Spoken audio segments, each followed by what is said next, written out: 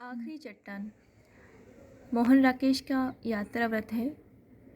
उनका संक्षिप्त में हम कवि परिचय और उस जो यात्रा व्रत है उसका हम सार देखेंगे। तो पहले देखते हैं हम मोहन राकेश का संक्षिप्त परिचय।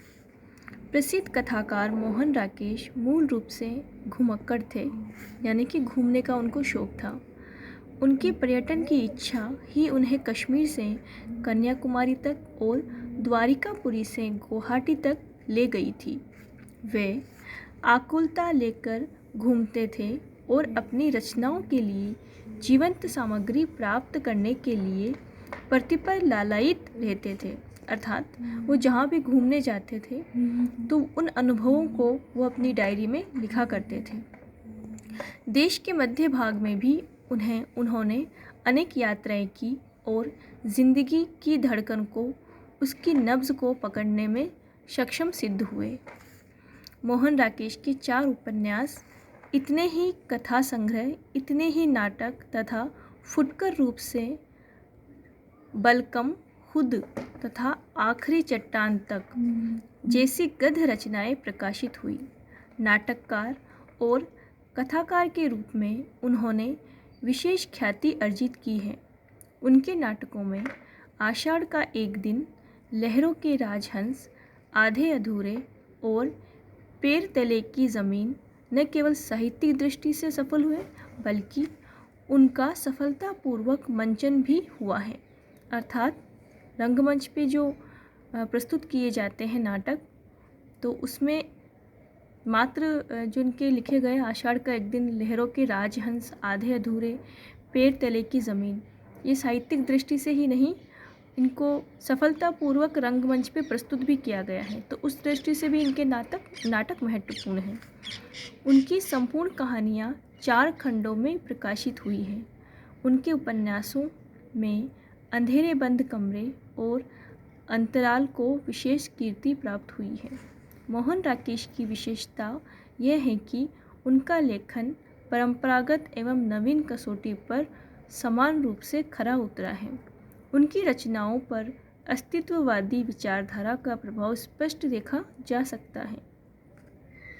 अपने जीवन के अंतिम समय में उन्हें नेहरू फेलोशिप प्राप्त हुई थी, जिसके अंतर्गत वे नाटक पर बोले हुए शब्द के रूप में अनुसंधानरत थे। यह कार्य पूरा नहीं हो पाया और उनकी मृत्यु हो गई। आखिरी चट्टान तक प्रस्तुत यात्रा निबंध आखिरी चट्टान तक में हम कन्याकुमारी के सूर्योदय का वर्णन पाते हैं। यह वर्णन केवल प्रकृति तक ही परिसीमित नहीं है, बल्कि इसमें वहाँ के लोगों के जीवन और उनके क्रियाकलाप का भी महत्वपूर्ण वर्णन मिलता है। इनका यात्राव्रत कहानी की रोचकता के लिए रहता है। प्रस्तुत संस्मरण में समुद्र तट का सौंदर्य भी अपने स्वाभाविक रंगों में अंकित हुआ है।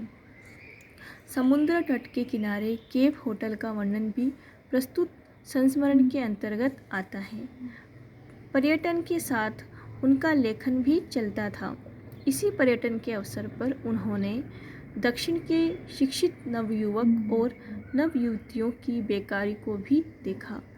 एक नवयुवती के जीवन का करुण अंत इस संस्मरण को दुख से बोझिल बना देता है। लेखक एक स्थान पर अपने लिखे हुए कागज़ भूल गया आया था, जो किसी तरह चौकीदार को मिल गए।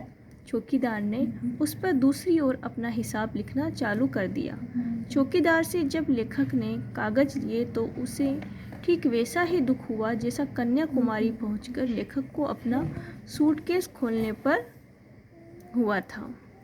तो इसमें जो ये आखिरी चट्टान तक है यात्राव्रत मोहन राकेश द्वारा लिखा गया है, तो वो जहाँ पर भ्रमण करने गए थे कन्याकुमारी का, उस स्थान के बारे में, वहाँ की प्रकृति के बारे में, वहाँ के लोगों के बारे में, रहन सहन के बारे में, वो सारी चीज़ें उन्होंने अपने इस यात्राव्रत में अंकित की है।